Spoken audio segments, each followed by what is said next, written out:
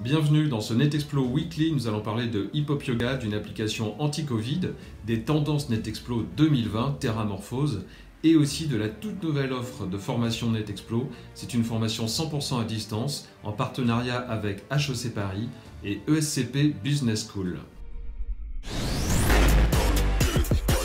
Chaque année, NetExplo conçoit des tendances exclusives.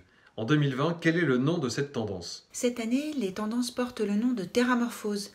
Elle se déploie en 3 scénarios, Scientific Salvation, Under the Influence et Ground Rules. Alors que signifie ce terme Terramorphose? Terramorphose se reporte aux mutations nécessaires pour notre avenir durable.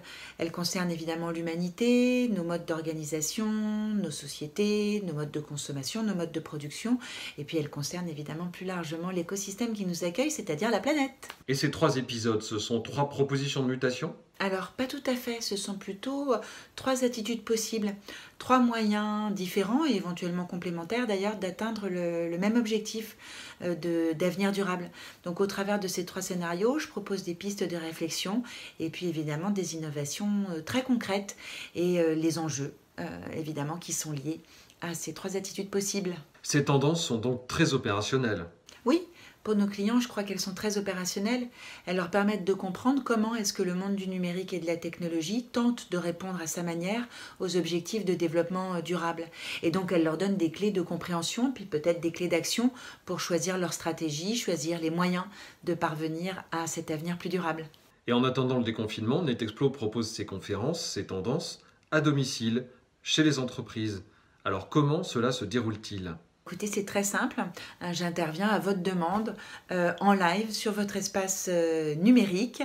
Je viens présenter les tendances et puis je viens surtout participer, animer à un débat en répondant à des questions, en rebondissant avec vous sur vos commentaires. Donc n'hésitez pas, je prends beaucoup de plaisir à venir chez vous en chair et en os pour porter ces tendances lors de conférences classiques. Je prends tout à fait le même plaisir pour les faire à distance. Alors à très bientôt, j'espère, pour évoquer avec vous la terramorphose. Au revoir, merci beaucoup. À l'heure où l'application Stop Covid fait débat en France, comment les autorités chinoises ont-elles utilisé les technologies et les data dès le début de cette crise du Covid-19? Voici la réponse en images avec un document exclusif qui nous a été envoyé par le CIBAT, Shenzhen Institute of Baidu Applied Technologies.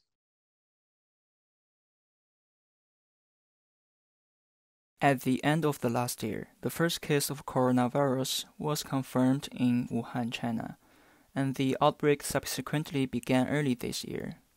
The ravages of the disease have brought tremendous pressure to prevent and control the traffic-intensive transportation industry.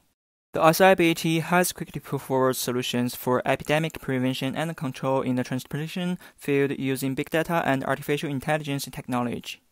In Wuhan, people built the Huoshenshan and Leishenshan Hospital with thousands of beds in 10 days. In Shenzhen, ICIBAT completed the design, technical research, development, and testing of the epidemic prevention and control system in 120 hours, officially launched on February 4th.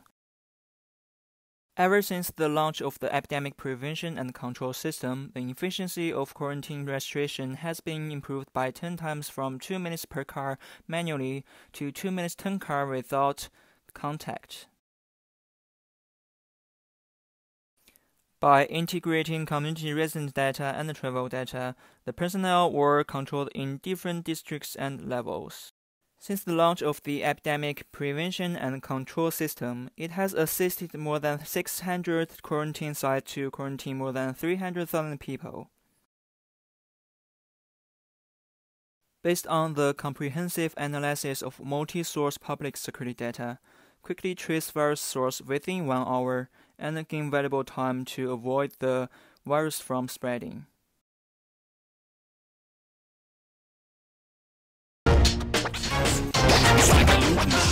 Kitty et Danny vous donnez des cours de hip-hop yoga sous le nom de Humble Warriors. Alors à votre avis, en ce moment, sommes-nous tous des Humble Warriors? Le nom Humble Warrior, au guerrier humble, je trouve que ça correspond vachement à ce qu'on subit aujourd'hui, à l'état de toutes ces personnes, qu'on doit accepter une certaine situation, donc rester humble, quelque chose on n'a pas de contrôle. Et aussi des guerrières, on doit rester tenaces aussi, rester fortes, mentalement, non pas juste physiquement, pour pouvoir s'en sortir de la situation qui est vraiment difficile. Donc au final, les valeurs de notre marque correspondent vraiment à ce que tout le monde doit vivre aujourd'hui. Durant le confinement, vous donnez vos cours de hip-hop yoga, notamment sur Insta Live. À votre avis, est-ce que votre modèle business va changer après le confinement au profit de cours en ligne? Évidemment oui, ça c'est sûr. Évidemment oui que nos cours en visioconférence vont prendre beaucoup plus d'importance qu'on ne le pensait. On va trouver juste une façon de les monétiser d'une manière un peu plus claire et précise. Mais voilà comment déjà va changer notre business.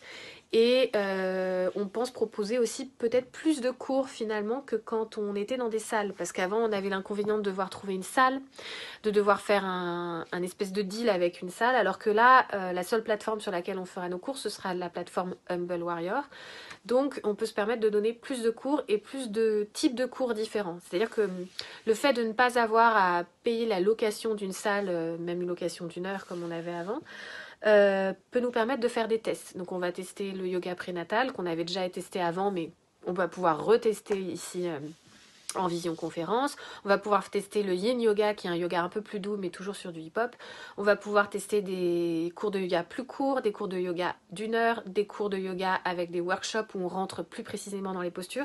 Donc ce qui est super, c'est que le fait de ne pas avoir à payer de loyer pendant ce confinement va nous permettre de tester plein de types de cours sans grande prise de risque financière. Alors, quels seraient vos 3 conseils pour rester sain de corps et d'esprit durant le confinement? Pratiquer tous les jours une pratique sportive ou du yoga, que ce soit 10 minutes ou 20 minutes ou 1 heure. La deuxième chose que je préconiserais, ce serait de manger plutôt sainement. Souvent, on a un peu envie de se tourner vers la junk food parce que l'ennui nous attire vers le sucré et vers le trop gras et le trop salé, alors que en fait c'est un cercle vicieux. Après on se sent de moins en moins bien. La dernière chose, je dirais, c'est d'apprendre à respirer. Au moment où on sent que tout s'embrouille, prendre le temps de se calmer et de respirer en carré, c'est-à-dire inspirer 4 temps, bloquer la respiration 4 temps, expirer 4 temps, bloquer la respiration 4 temps. Vous faites ça pendant 2-3 minutes et ça fait énormément de bien, autant au cerveau que au corps.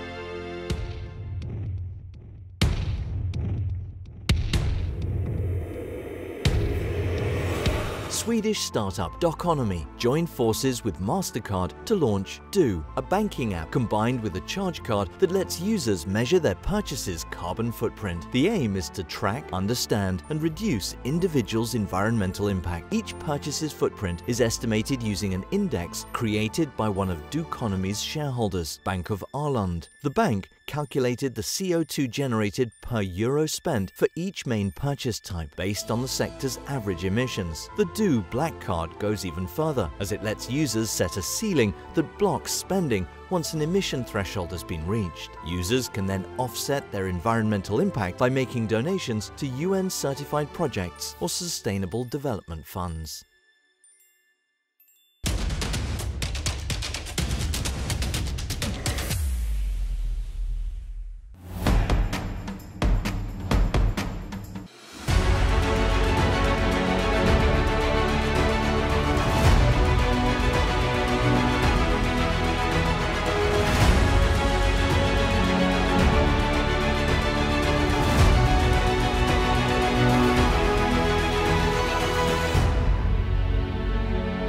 you.